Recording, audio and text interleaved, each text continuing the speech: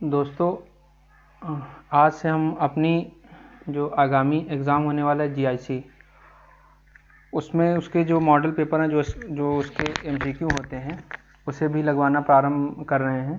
तो जो भी दोस्त जीआईसी की तैयारी कर रहे हैं, जो मई में उनका प्री होने वाला है, तो आप इसके अकॉर्डिंग तैयारी कर सकते हैं, जिसमें तीनों चीज़ें हमारा प्राचीन का मध्यकाल, आधुनिक और विश्व इतिहास, चारों खंड इसमें सम्मिलित हैं। 40-40 क्वेश्चन का हमारा वो रहेगा, प्रारूप रहेगा।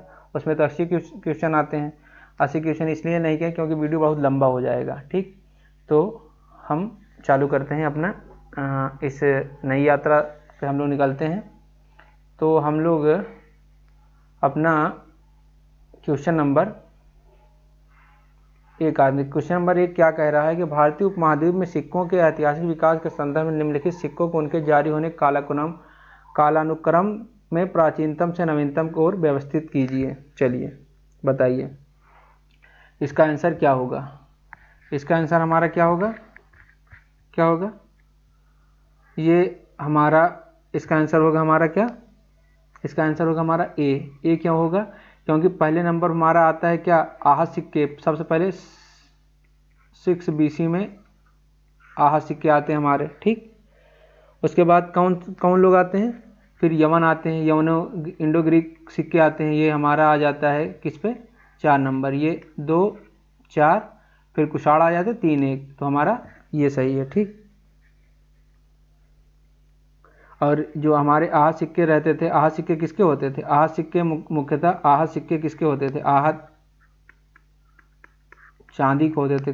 किसके, चांदी के सिक्के होते थे। ठीक, उसके बाद फिर जो इन्हें ठप्पे मार के बनाए, उसके बाद जो दूसरी से पहली शताब्दी ईसा पूर्व में हिंद एवं शासकों ने पहली बार भारत में ऐसे सिक्के जारी किए जिन पर राजाओं के नाम और चित्र अंकित थे। पहली से 3री शताब्दी कुषाणों ने अपना जारी किया। फिर आते क्वेश्चन नंबर 2, क्या कह रहा है, दक्षिण भारतीय इतिहास में चोल राजवंश के सिक्कों के संबंध में निम्नलिखित कथनों पर विचार कीजिए। चलिए, इसमें कह रहा है इन सिक्कों पर अधिकांश शिलालेख संस्कृत भाषा में उत्कीर्ण थे। फिर पांड्य साम्राज्य पर विजय के प्रतीक स्वरूप सिक्कों पर मछली का चिन्ह अंकित किया जाने लगा। चोल सिक्कों के पृष्ठभाग पर सामान्यतः एक बैठी हुई देवी का अंकन होता था। कौन सा कथन पूर्ण सत्य है, केवल 1 और 2, केवल 2 3, केवल 1 2, केवल 1 3, 1 2 3 सभी। चलिए इसका आंसर बताइए दूसरे का।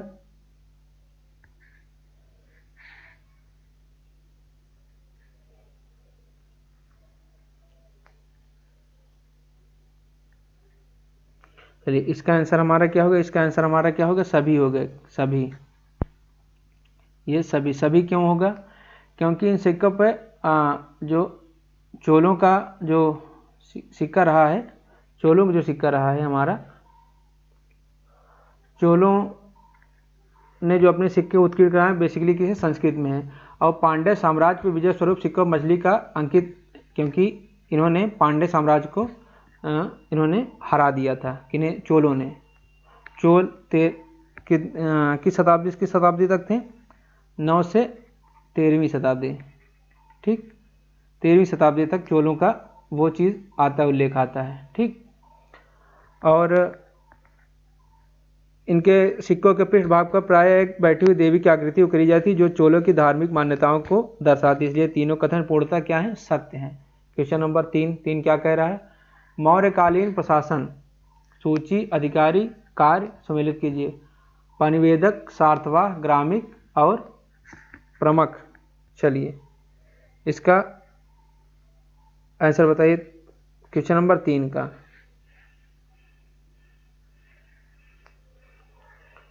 पनिवेदक क्या होता था, इसमें थोड़ा सा टाइप करने में थोड़ा सा चीज़ें गड़बड़ हो गई हैं।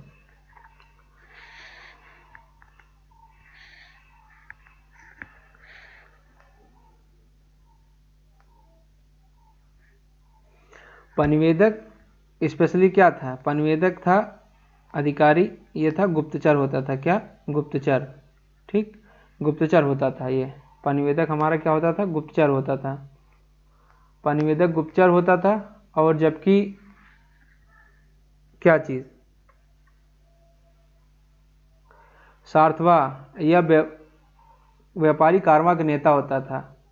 ग्रामिक, ये तो जान ही रहे हैं आप, तो गांव का निर्वाचित मुखिया होता था। तो हमारा ऑप्शन किस में आ रहा है, ऑप्शन नंबर ए आ रहा है। ठीक, ए आ रहा है। तो क्वेश्चन नंबर 3 हमारा कंप्लीट है। चौथा क्या करें, चौथा क्वेश्चन क्या कह रहे हैं, सभी 16 महाजनपद में मगध सबसे शक्तिशाली और विशाल साम्राज्य के रूप में उभरा। कारण क्या दिया है, मगध की भौगोलिक स्थिति अत्यंत समृद्ध थी, इसके पास लोहे के समृद्ध भंडार थे और गंगा सोन नदियों के संगम ने इसे एक सुरक्षित व्यापारिक केंद्र बना दिया था। बताइए इसका आंसर क्या होगा क्वेश्चन नंबर 4 का। क्वेश्चन नंबर 4 क्या है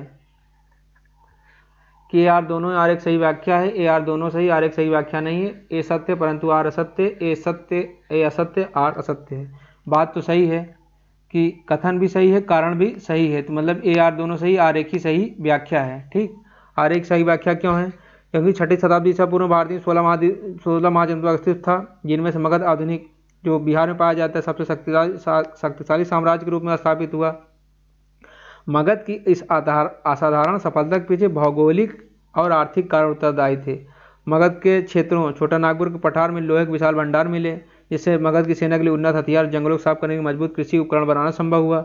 इसके अतिरिक्त इसकी राजधानी जैसे राजगिरी, बाद में पाटलिपुत्र, गंगा और सोन नदियों के तट पर स्थित थी। जलमार्गों ने न केवल सुगम यातायात और व्यापार को बढ़ावा दिया, बल्कि पाटलिपुत्र को एक जल दुर्ग के रूप में प्राकृतिक सुरक्षा भी प्रदान की। फिर क्वेश्चन नंबर हमारा 5 क्या आ रहा है, क्वेश्चन नंबर 5 आ रहा है, भारत के किस विशिष्ट रिलीफ मूर्तिकला का स्थल पर सम्राट अशोक के प्रस्तुत चित्र के साथ ब्राह्मी लिपि में राणियों अशोक उत्कर्ण मिला है। सांची मध्य प्रदेश में, कंगनहल्ली कर्नाटक में, शाहबाजगढ़ी पाकिस्तान में, सौगौरा उत्तर प्रदेश में कहाँ मिला है, कहाँ मिला है, ये हमारा मिलता है। इसका आंसर का है कंगनहल्ली कर्नाटक। ठीक, कंगनहल्ली कहाँ है, कंगनहल्ली पड़ता है कलबुर्गी जिले में पड़ता है। ठीक, कलबुर्गी जिले में पड़ता है कंगनहल्ली कर्नाटक के। ठीक है, यहाँ महास्तूप को उत्खनन के दौरान अत्यंत दुर्लभ चूना पत्थर की रिलीफ मूर्तिकला मिली। क्या है, रिलीफ मूर्तिकला, ये रिलीफ मूर्तिकला यहाँ मिली है। क्या चीज़, रिलीफ मूर्तिकला मिली है। ठीक है, रिलीफ मूर्तिकला मिली है। इस मूर्ति में सम्राट अशोक अपनी रानियों और परिचारिकाओं के साथ दर्शाया गया। इसका सबसे महत्वपूर्ण पहले मूर्ति के ठीक नीचे ब्राह्मी लिपि में स्पष्ट रूप से राणियों राजा अशोक उत्कीर्ण हैं। यह भारत में प्राप्त अशोक का पहला और एकमात्र पुष्ट प्रस्तर स्टोन पोर्ट्रेट है, जिस पर उसका नाम भी लिखा है। सांची, शाहबाजगढ़ी और सौगौरा भी मौर्यकालीन स्थल है, परंतु वहाँ विशिष्ट मूर्ति कंगनहल्ली से संबंधित है। ठीक, अब आते हैं क्वेश्चन नंबर अपने 6 पे। 6 क्या कह रहा है, चोलकालीन भूमि अनुदान प्रणाली के अंतर्गत विल्ला नवगई, क्या चीज, विल्ला नवगई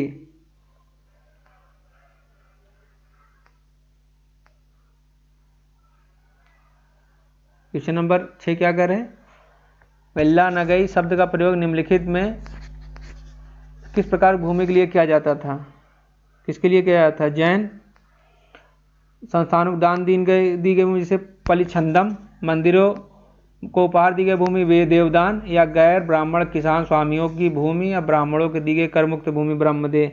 इसका आंसर बताइए क्या होगा। क्वेश्चन नंबर 6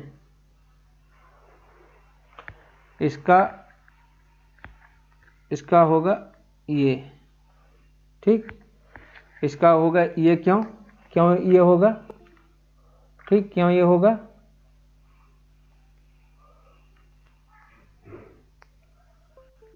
इसलिए होगा क्योंकि प्रारंभिक मध्यकालीन दक्षिण भारत में विशेष रूप से शाही चोल प्रशासन के दौरान भूमि के स्वामित्व और अनुदान के आधार पर इसके विभिन्न वर्गीकरण किए। चोल अभिलेखों में विल्ला नवगई शब्द का प्रयोग स्पष्ट रूप से उन भूमियों या गांवों के लिए किया गया जो गैर ब्राह्मण किसान भूमियों के अधिकार में थे। अन्य प्रकार की भूमियों जैसे ब्रह्मदेह होती थी या ब्राह्मणों को सम्मान स्वरूप दी गई कर्मुक्त भूमि होती थी। देवदान या जिसे तिरुनमट्टुकन्नी मंदिरों के रखरखाव के लिए एक भूमि दान में दी गई होती थी। एक पलिछंदम होती, जैन धार्मिक संस्थानों को दी गई भूमि शामिल थी।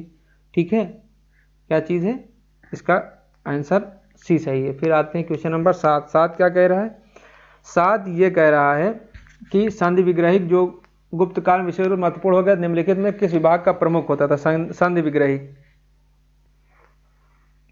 राजस्व वित्त विभाग का प्रमुख था, युद्ध और शांति विदेश मामलों का मंत्री था, या मुख्य न्यायिक महादंडनायक अधिकारी था, या शाही पत्राचार का प्रभारी था? क्या था? संधि विग्रही क्या था? संधि विग्रही हमारा था बेसिकली ये था युद्ध और शांति मामलों का मंत्री होता था। ठीक, युद्ध और शांति विभाग का मंत्री होता था ये। ठीक, मंत्री होता था जो युद्ध और शांति के समय विदेश मंत्री भी होता था। समुद्रगुप्त के दरबार का प्रसिद्ध कवि हरिशरण, जिसने प्रयाग प्रशस्ति की रचना की, स्वयं एक कुमारामात महादंडनायक होने के साथ साथ एक संधि विग्रही भी था। महादंडनायक मुख्य न्यायिक अधिकारी होता था, राजस्व व्यवस्था के लिए अलग अधिकारी होते थे। ठीक, क्वेश्चन नंबर 8 हमारे क्या कह रहे हैं? निम्नलिखित में से किस राजवंश के इतिहास का पुनर्निर्माण मुख्य रूप से केवल उनके द्वारा जारी किए गए सिक्कों के अध्ययन पर किया गया? पल्लव राजवंश, हिंद यवन, वाकाटक या राष्ट्रकूट? बताइए इसका आंसर क्या है? इसका आंसर क्या है? इसका आंसर हमारा होगा हिंद यवन शासक। क्यों हिंद यवन शासक होगा? क्योंकि हिंद यवन शासकों ने दूसरी शताब्दी के ईसा पूर्व के आसपास पश्चिमोत्तर भारत पर शासन किया। कहाँ? पश्चिमोत्तर भारत पर शासन किया। उनके इतिहास का पुनर्निर्माण लगभग पूरी तरह से उनके द्वारा जारी किए गए विपुल सिक्कों पर ही निर्भर है। इन शासकों ने पहली बार भारत में ऐसे सिक्के जारी किए जिन पर शासक का चित्र और उनका नाम स्पष्ट रूप से अंकित होता था। इससे पहले भारत में जो सिक्के थे जिन्हें आहा सिक्के ठप्पा मार बनाया जाता, जो चांदी के होते थे। क्वेश्चन नंबर 9 क्या कह रहा है? काकतीय राजवंश की किस महत्वपूर्ण बंदरगाह नगरी की यात्रा मार्को पोलो ने की? जहां उसने रानी रुद्रमा के कुशल प्रशासन और व्यापारिक समृद्धि की प्रशंसा की। कहाँ? कावेरीपट्टनम, कोरकई, मोटुपल्ली या मुजरिस? क्वेश्चन नंबर 9 क्या कह रहा है? 9 का आंसर क्या है? 9 का आंसर है मोटुपल्ली। मोटुपल्ली क्यों है? क्योंकि 13वीं शताब्दी के अंत में लगभग 1292 की इटली के प्रसिद्ध वेनिसिया थी। मार्को पोलो दक्षिण भारत की यात्रा की थी। इसने उस दौरान आंध्र प्रदेश के क्षेत्र में शासन कर रहे शक्तिशाली काकतीय राजवंश का दौरा किया। मार्को पोलो ने काकतीय साम्राज्य के प्रमुख अंतर्राष्ट्रीय समुद्री बंदरगाह मोटुपल्ली में प्रवेश किया था। उसने अपने यात्रा वृत्तांत में काकतीय रानी रुद्रमा का असाधारण प्रशासनिक कौशल, राज्य में व्याप्त न्याय व्यवस्था और गोलकुंडा की खदानों से होने वाले हीरो के समृद्ध व्यापार का अत्यंत सजीव चित्रण किया था। क्वेश्चन नंबर 10 क्या कह रहा है? गुप्तकालीन प्रशासन की प्रांतीय संरचना के संबंध में निम्नलिखित में किसे राजा द्वारा सीधे प्रांतीय गवर्नर के रूप में नियुक्त किया जाता था? कुमारामात्य को, उपरिक को, विषयपत्र के आयुक्ता को? क्वेश्चन नंबर 10 क्या कह रहा है?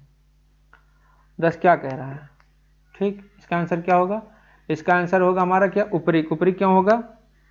उपरिक देखिए, जो गुप्त साम्राज्य होता था उसका प्रशासन एक पिरामिड नुमा संरचना बताया था। पूरे साम्राज्य का विशाल प्रांतों में विभाजित किया गया जिन्हें भुक्ति कहते थे। इन भुक्तियों के प्रशासन के राजा द्वारा सीधे तौर पर जिस शीर्ष प्रांतीय गवर्नर नियुक्ति की जाती थी उसे उपरिक कहा जाता या उपरिक महाराज कहा जाता था।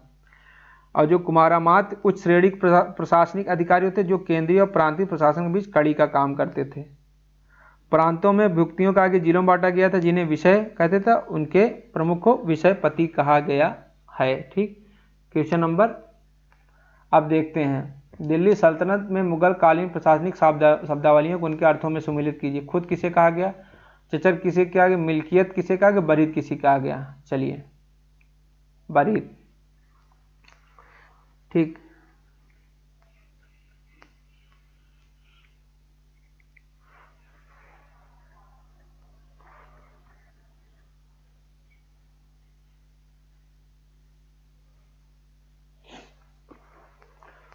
खुद कौन होते थे?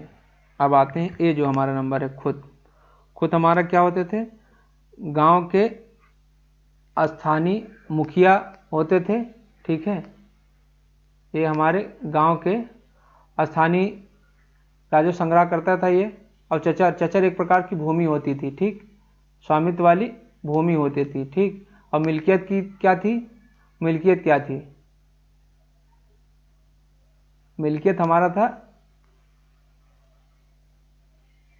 ये था। और बरीद क्या होता था? गुप्तचर अधिकारी होता था। तो इसका ऑप्शन नंबर क्या है? सी सही है। क्या? सी सही है। क्वेश्चन नंबर 12 क्या कह रहे हैं? मध्यकालीन भारतीय प्रशासनिक व्यवस्था के अंतर्गत आकार क्षेत्रफल की दृष्टि से निम्नलिखित में से प्रशासनिक इकाइयों का सही आरोही क्रम छोटे से बड़े की ओर क्या है? सरकार, परगना, सूबा, परगना, सूबा, सरकार, सूबा, सरकार, परगना या परगना, सरकार, सूबा? चलिए बताइए इसका क्वेश्चन नंबर क्या है? क्वेश्चन नंबर 12 क्या होता था? छोटे से बड़े की तरफ जाना है। क्या कह रहा है? छोटे से बड़े की तरफ जाना है। क्या? छोटे से बड़े की तरफ, छोटे से बड़े की तरफ जाना है। ठीक है, छोटे से बड़े की तरफ जाना है।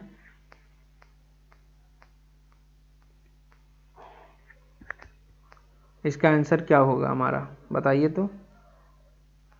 ये इसका आंसर होगा हमारा क्या? डी। पहले परगना आएगा, परगना के बाद सरकार, सरकार के बाद सूबा आएगा। ठीक।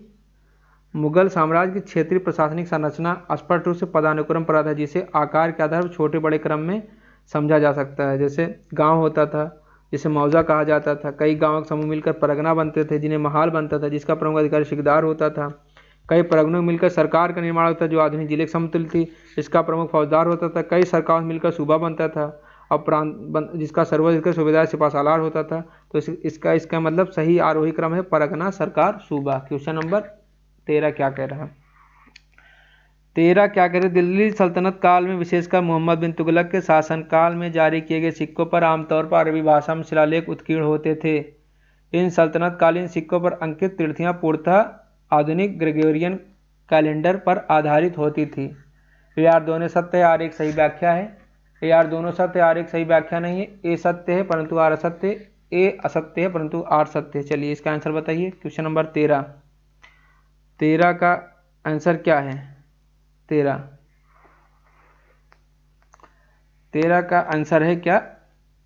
ये सत्य है। दिल्ली सल्तनत का विशेषकर मोहम्मद तुगलक शासक काल में जारी किए गए सिक्कों पर अरबी भाषा में शिलालेख उत्कीर्ण होती है। ये बात तो सही, लेकिन इन सल्तनत काल से अंकित तिथियां पूर्णतः आधुनिक ग्रेगोरियन कैलेंडर के आधारित होती है। ये गलत है। ठीक है। सिक्कों पे भाई नाम भी होता था, उपाधियां मतलब खलीफा के प्रति सम्मान प्रकट करने वाले शिलालेख भी होते थे, अरबी में लिखे होते थे। लेकिन जो ये ग्रेगोरियन कैलेंडर है ये गलत, क्योंकि उसमें हिजरी कैलेंडर पर आधारित होती थी। ठीक। आधुनिक मॉडर्न काल में ग्रेगोरियन कैलेंडर का उपयोग होता है। क्वेश्चन नंबर 14 क्या कह रहा है? औरंगजेब की मृत्यु के बाद उत्तरवर्ती मुगल सम्राटों का सही कालानुक्रम बताइए।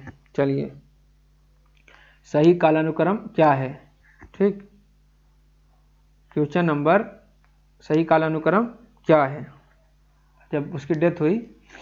इसका आंसर होगा क्या? इसका आंसर होगा ए। ठीक, ए होगा। क्या होगा? ए क्यों होगा? क्योंकि औरंगजेब 1707 में उसकी डेथ हो गई। उसके बाद उत्तरवर्ती जो मुगल सम्राट बैठे, जैसे बहादुर शाह प्रथम शाह आलम 1707 से 1712, यह औरंगजेब का सबसे बड़ा जीवित पुत्र था, मुअज्जम था, जिसने शाह बेखबर की उपाधि थी। उसके बाद आता है जहादार शाह। ठीक, जहादार शाह, फिर बहादुर शाह प्रथम, ठीक, फिर मोहम्मद शाह, फिर फर्रुखशियर। तो इसका ऑप्शन नंबर क्या सही है?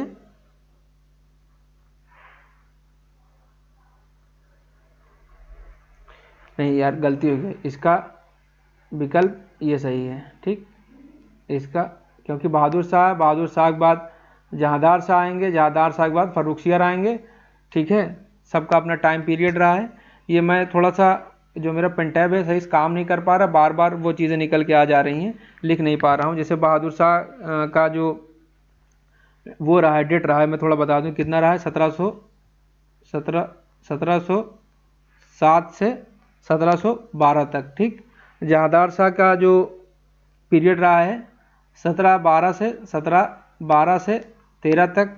ठीक, उसके बाद मोहम्मद शाह रंगीला उसके बाद नहीं, फर्रुखशियर जो आते हैं, फर्रुखशियर 1713 से कितने तक रहते हैं?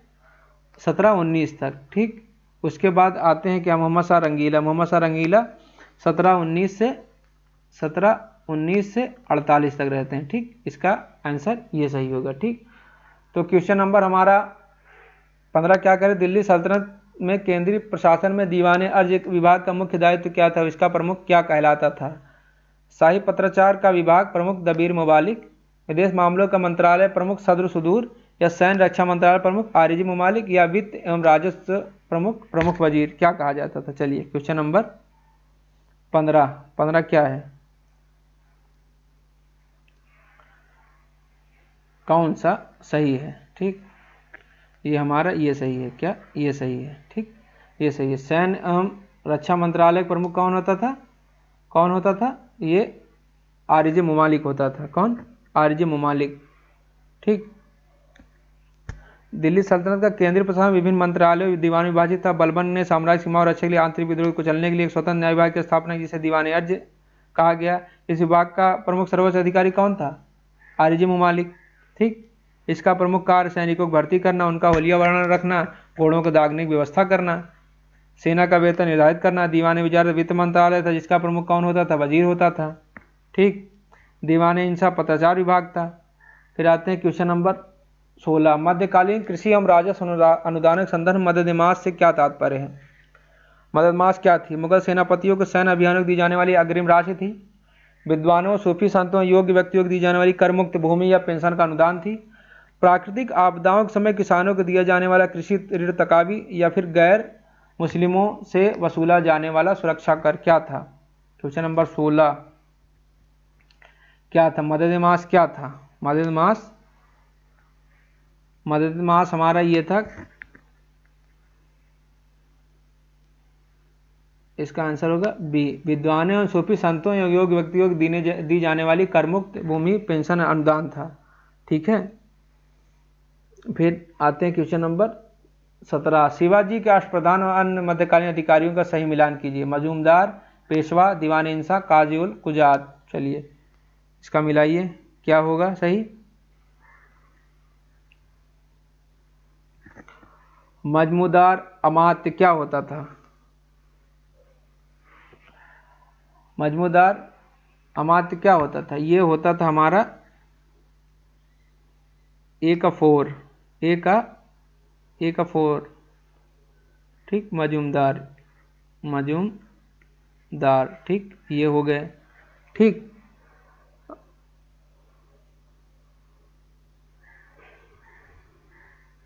ए का 4 है।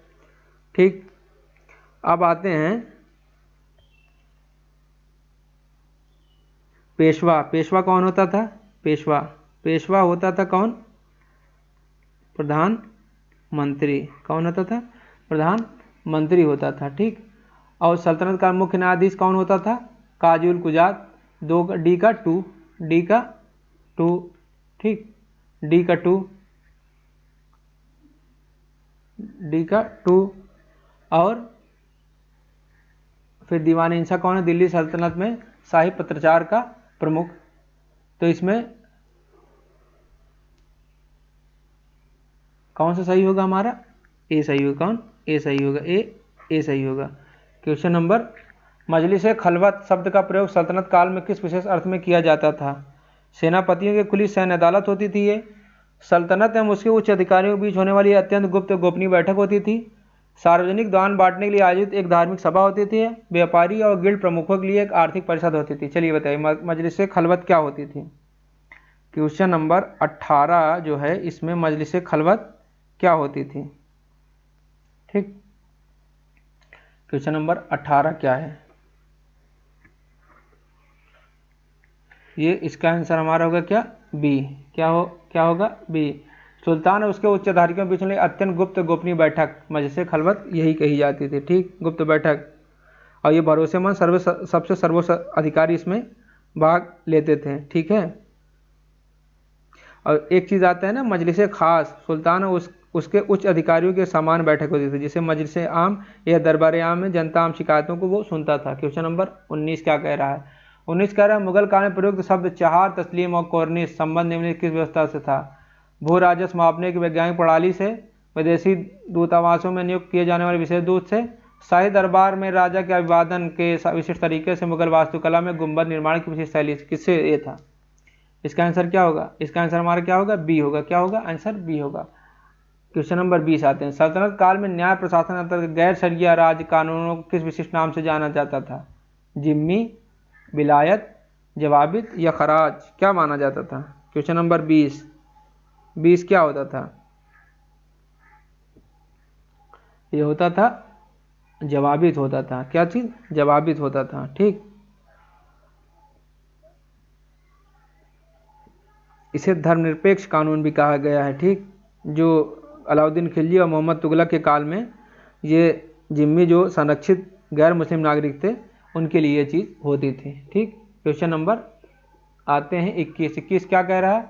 19वीं सदी के सामाजिक धार्मिक सुधारकों और उनके प्रमुख योगदानों को सम्मिलित कीजिए। ज्योतिबा राव फूले, राजा राम मोहन राय, पंडिता रमाबाई, ईश्वर चंद्र विद्यासागर। ठीक, ज्योतिबा राव फूले ने क्या किया? Question number 21। चलिए,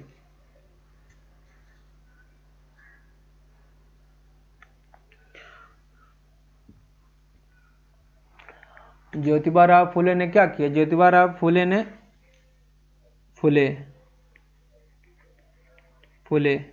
इन्होंने क्या सत्यशोधक समाज की स्थापना की। तो एक अथरी किस में आ रहा है? इसमें आ रहा है। एक अथरी हमारा आ रहा है ए में, इसमें। इसके मतलब ये गलत है, ये गलत है, ये भी गलत है, ये भी गलत है, ये भी गलत है। ठीक, सत्यशोधक समाज ये फूले कर दिए। पुणे में शारदा या फिर ब्रह्म समाज की स्थापना की कौन से? बी का 2, ये हैं हमारे राजा राम मोहन राय हो गए। तो बी का 2 किस में आ रहा है? बी का 2 इसमें भी और इसमें। और अब आते हैं विधवा पुनर्विवाह अधिनियम 1856 संघर्ष किन्होंने किया था? ये ईश्वरचंद्र विद्यासागर ने किया था। अर्थात डी का 1 किस में आ रहा है? अर्थात हमारा ये बी सही है। ठीक, क्वेश्चन नंबर 22 क्या कर रहा है? भारतीय राष्ट्रीय कांग्रेस के प्रमुख अधिवेशनों उनके महत्वपूर्ण तथ्यों को सम्मिलित कीजिए। 1896 कलकत्ता अधिवेशन, 1907 सूरत, 1916 लखनऊ, 1925 कानपुर। चलिए बताइए इसमें क्या क्या चीज़ें हुई। ठीक, 1896 में जो हुआ था उसमें क्या गया था? जो ए का क्या हो गया? ए का 1896 में क्या हुआ था? इसमें पहली बार वंदे मातरम गाया गया था। क्या? 1896 में बंकिम चंद्र चटर्जी द्वारा वंदे मातरम गाया गया था। मतलब ए का 3 किस में? ए का 3 हमारे इसमें 2 में आ रहा है। किस में? ए और सी में आ रहा है। इसका मतलब ये गलत है, ये गलत है, ये गलत है। तो 1907 सूरत, इसमें क्या हुआ था? ये सूरत विभाजन हो गया था। अर्थात बी का 4 किस में है? बी का 4 हमारा इसमें है। तो अर्थात ये वाला ऑप्शन हमारा सही है। बाकी 1916 लखनऊ में कांग्रेस मुस्लिम समझौता, 1900 कानपुर में प्रथम महिला सरोजिनी नायडू अध्यक्ष हुई थी। फिर आते हैं महात्मा गांधी के नेतृत्व में हुए निम्नलिखित प्रमुख सत्याग्रह आंदोलन, उनके घटित होने कालक्रमों को व्यवस्थित कीजिए। चलिए, उन्होंने क्या क्या किया था। ठीक, पहले पे क्या क्या चीज़ आएंगी? गांधी, खेड़ा, असहयोग, चंपारण, रॉलेट एक्ट। पहले क्या आएगा? पहले आएगा हमारा क्या? चंपारण। ऑप्शन नंबर 3 किसमें? 2, ये गलत है, ये गलत है। 3 2 में आ रहे हैं। पहले क्या आएगा? चंपारण। ठीक, पहले क्या आएगा? चंपारण के बाद क्या आएगा? Rowlatt act. रॉलेट कब आया था? नहीं, चंपारण के बाद आता है खेड़ा। खेड़ा 1908 में 1918 में आता है।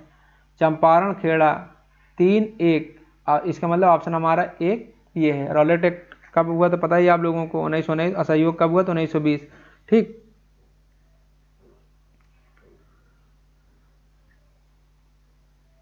आते हैं क्वेश्चन नंबर 24 क्या कह रहा है? 1922 कथन है 1922 में अपने चरम पर होने के बावजूद महात्मा गांधी ने असहयोग आंदोलन अचानक वापस ले लिया। क्यों? ब्रिटिश सरकार ने गांधी जी के समूह प्रमुख राजनीतिक मानों को स्वीकार कर लिया और स्वराज देने का वादा। क्या ये बात सही है? क्या ये बात सही है? क्या ये बात सही है? क्वेश्चन नंबर 24 क्या कह रहा है? ठीक,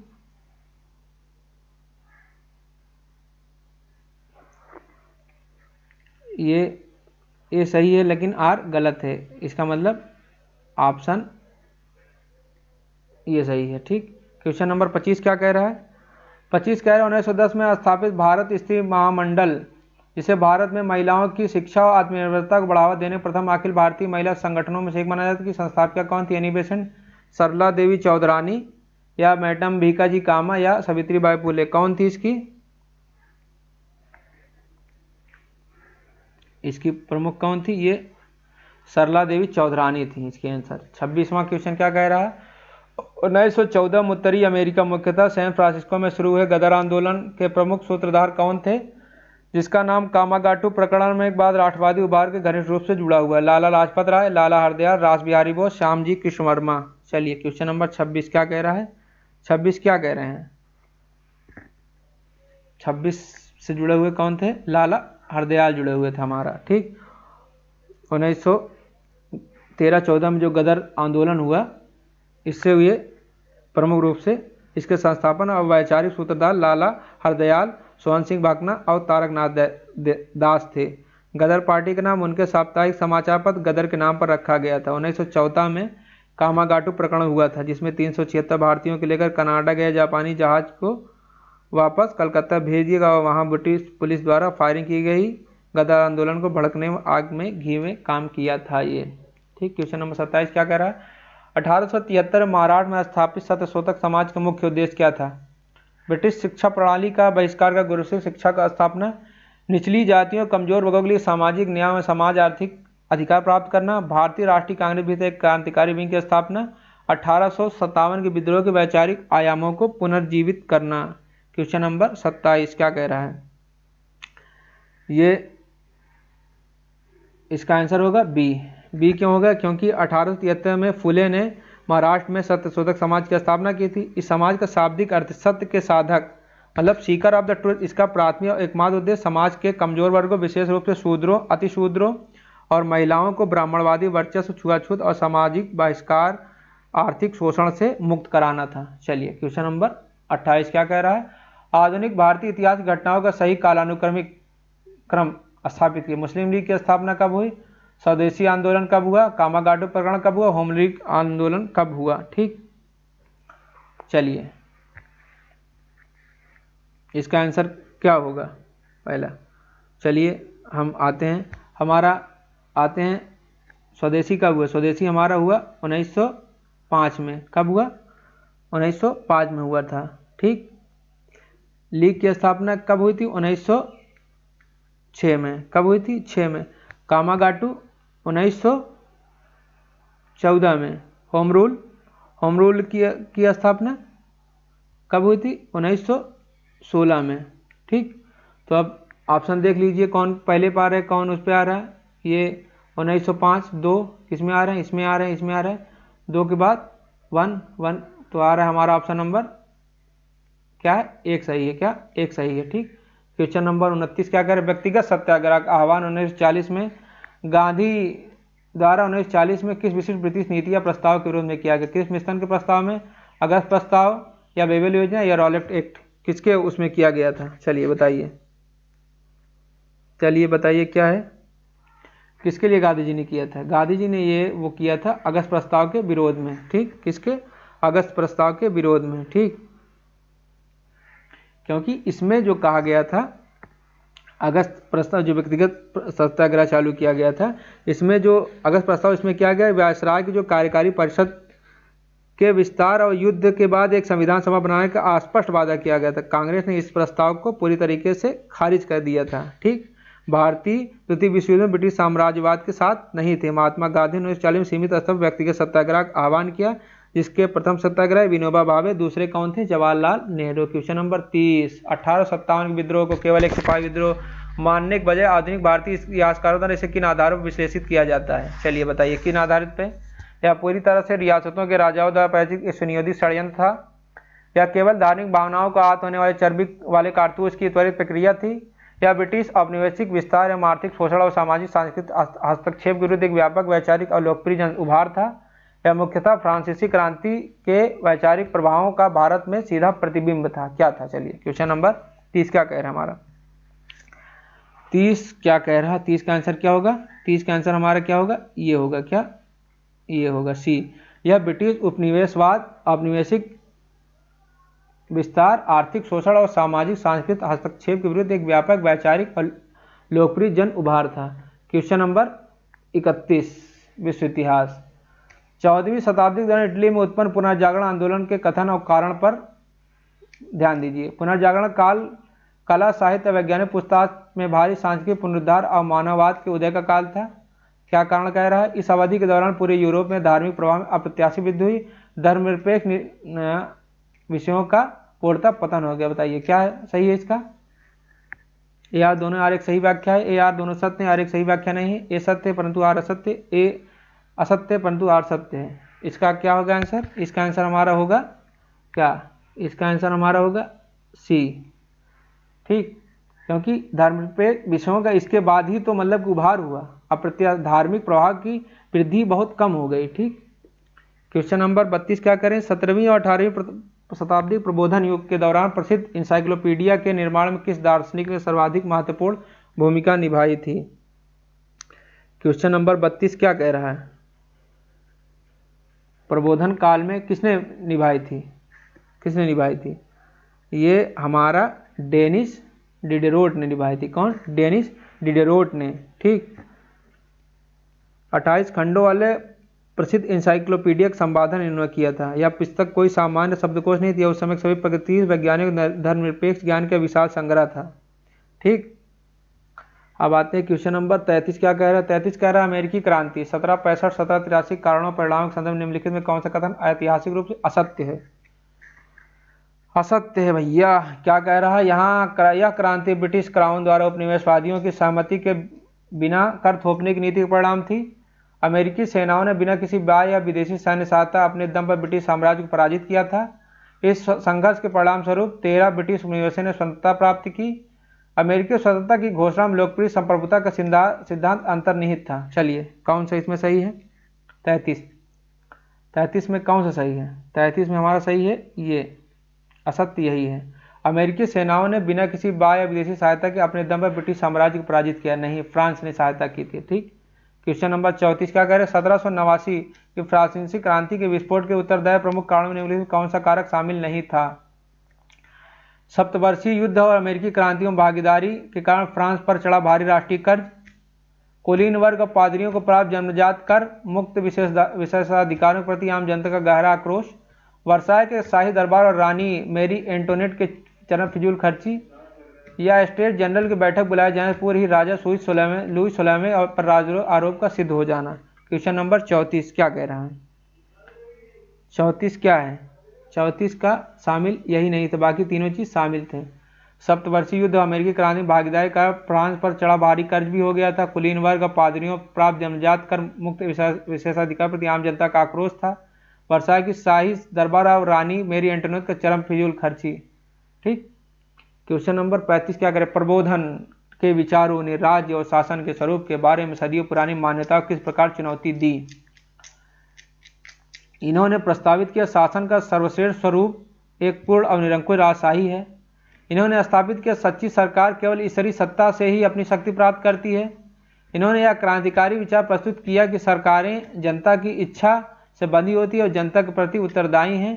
इन्होंने वकालत की मनुष्य के लिए प्रकृति की मूल बर्बर अवस्था में रहना ही सबसे उपयुक्त है। चलिए क्वेश्चन नंबर 35 का आंसर क्या है। ठीक, क्वेश्चन नंबर 35 का आंसर ये होगा। क्यों? क्योंकि इसमें कहा गया है कि सरकारें जनता की इच्छा से बंधी होती है, जनता के प्रति उत्तरदायी नहीं होती हैं। ठीक, जनता के प्रति उत्तरदायी हैं। ठीक, और लॉक ने इसके और रूसों जैसे प्रबोधनकालीन जो विचारक थे, इन्होंने इन विचारों को आगे बढ़ाया था। क्वेश्चन नंबर 36 क्या कहता है, अमेरिकी संविधान में अंतर्निहित सबसे प्रमुख राजनीतिक सिद्धांत कौन सा है जिसने विश्व के अन्य लोकतांत्रिक संविधानों को गहराई से प्रभावित किया। सार्वभौमिक वयस्क मताधिकार की तत्काल और पूर्ण स्थापना, दास प्रथा का पूर्ण त्वरित उन्मूलन, लोकप्रिय संप्रभुता का सत्ता का अंतिम स्रोत क्या, जनता, चर्च और राज का पूर्ण विलय। चलिए बताइए क्वेश्चन नंबर 36 का क्या है। अमेरिकी संविधान से ये चीज निकल के आई, कौन, लोकप्रिय संप्रभुता, सत्ता का अंतिम स्रोत कौन है, जनता है। ठीक, क्वेश्चन नंबर 37 क्या कहती है, फ्रांसीसी क्रांति के दौरान 1791 में निर्मित एक फ्रांसीसी संविधान जो 1791 का सबसे प्रमुख राजनीतिक प्रावधान क्या था। फ्रांस को एक पूर्ण गणराज्य घोषित कर दिया गया और राजशाही का नामो निशान मिटा दिया गया। फ्रांस को एक संवैधानिक राजतंत्र में परिवर्तित किया गया, राजा की शक्तियां सीमित कर दी गई, समाज के सभी वर्गों, महिलाओं और दासों को मतदान का समान अधिकार दे दिया गया, कैथोलिक चर्च को राज्य का सर्वोच्च राजनीतिक नियंत्रक बना दिया गया। चलिए क्वेश्चन नंबर 37 का आंसर क्या होगा। इसका 37 का आंसर क्या होगा, बी, फ्रांस को एक संवैधानिक राजतंत्र बना दिया गया इसके बाद, और राजा की शक्तियां क्या कर दी गई, सीमित कर दी गई। ठीक, क्वेश्चन नंबर 38 क्या कह रहे हैं, पुनर्जागरण काल के कलात्मक और बौद्धिक उत्कर्ष का नेतृत्व लियोनार्डो दा विंची और माइकल एंजेलो के मुख्य रूप से यूरोप के किस विशिष्ट भौगोलिक सांस्कृतिक क्षेत्र से संबंध थे, इंग्लैंड से, इटली से, प्रशिया से, जर्मनी से। या स्पेन से किससे संबंधित थे? ये दोनों किससे संबंधित थे, कहाँ से थे ये दोनों? इसका आंसर क्या है? ये इटली से संबंधित थे। ठीक, क्वेश्चन नंबर 39 है। 39 क्या कह रहा है? डिडेरोट द्वारा रचित रामेउ का भतीजा, रामेउ नेफ्यू और जैक द फेटलिस्ट जैसी रचनाओं का मुख्य विषय क्या था? उन्होंने औद्योगिक मशीनों के तकनीक निर्माण का विस्तृत विवरण प्रस्तुत किया। उन्होंने स्वतंत्र इच्छा, नैतिकता और मानव जीवन में तर्क की भूमिका का गहन दार्शनिक अन्वेषण किया। उन्होंने केवल कैथोलिक चर्च के धार्मिक कांडों का मंडन किया। यह विशुद्ध रूप से कृषि अर्थशास्त्र पर लिखी गई तकनीकी पुस्तकें थी। क्वेश्चन नंबर 39 क्या कह रहा है? आंसर क्या होगा इसका? आंसर क्या कह रहा है? क्वेश्चन नंबर इसका होगा डिडरोट की रचना में ये मिला क्या? इन्होंने स्वतंत्र इच्छा, फ्री विल, नैतिकता, मानव जीवन में तर्क की भूमिका, गहन दार्शनिक अन्वेषण किया था। क्वेश्चन नंबर 40 प्रबोधन काल के वैचारिक प्रभाव के संबंध में निम्नलिखित में कौन सा कथन सर्वाधिक सटीक है? क्या कह रहा है? इसने विज्ञान और तर्कवाद को श्रेष्ठ कार्य क्या हुआ था ये, या केवल यूरोपीय साहित्य तक सीमित रहा, इसका राजनीतिक क्रांतियों पर प्रभाव नहीं पड़ा? इस युग के व्यक्तिगत अधिकारों, वैज्ञानिक दृष्टिकोण के आदर्शों ने अमेरिका और फ्रांसीसी दोनों क्रांतियों की वैचारिक आधारशिला रखी। इसने मध्यकालीन सामंतवाद की वापसी का पुरजोर समर्थन किया। बताइए इसका आंसर क्या होगा? इसका आंसर हमारा क्या होगा? आंसर होगा हमारा क्या? सी। क्यों? क्योंकि इस युग जो ये प्रबोधन के युग, इसमें व्यक्तिगत अधिकारों और वैज्ञानिक दृष्टिकोण के आदर्शों ने अमेरिकी और फ्रांसीसी दोनों क्रांतियों की वैचारिक आधारशिला रखी। तो दोस्तों ये हमारा 40 क्वेश्चन जीआईसी का मॉडल पेपर का कंप्लीट होता है। 80 क्वेश्चन, तो 40 क्वेश्चन हमारा कंप्लीट होता है। फिर आप लोगों से हम अगले वीडियो में मिलते हैं 40 क्वेश्चन के साथ, क्योंकि ये सीरीज चलेगी बढ़िया से, जिससे आप लोगों की तैयारी जीआईसी जो लोग तैयारी कर रहे हैं, कल से कोशिश कर रहा हूँ कि जीआईसी में जो फर्स्ट पेपर आ रहा है, जीआईसी हायर और जीडीसी तीनों का मतलब कुछ चीज़ें उसमें कॉमन है, तीनों चीज़ों की मैं मिलकर एक क्लास दूंगा मॉडल पेपर 40-40 क्वेश्चन का। तो कल से हम ये सीरीज स्टार्ट करेंगे। अपना ये जीआईसी का लेक्चर भी जाता रहेगा, हिस्ट्री वाला, हायर का भी जो असिस्टेंट प्रोफेसर होने वाला, वो सारे लेक्चर हमारे जाते रहेंगे। फिर आप लोगों से हम मिलते हैं दोस्त अगली वीडियो में। ठीक, तब तक के लिए इजाज़त चाहते हैं।